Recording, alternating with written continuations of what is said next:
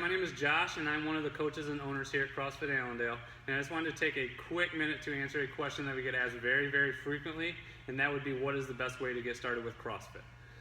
So for those people who maybe haven't worked out in a while, or they've never worked out before in their life, or they've never done CrossFit, it can be a little bit intimidating thinking about coming to our normal group fitness classes. So what we offer for these new people is our Basic Elements Beginners program. And this program is 3 sessions long. It ranges from 45 minutes to an hour, and it's one-on-one with one of our coaches.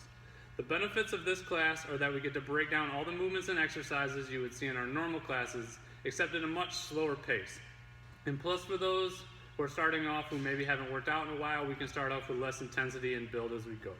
The goal for this class is to make you completely comfortable with CrossFit. If you have any questions, we can answer those for you, and eventually our goal is to prepare you for our normal group classes.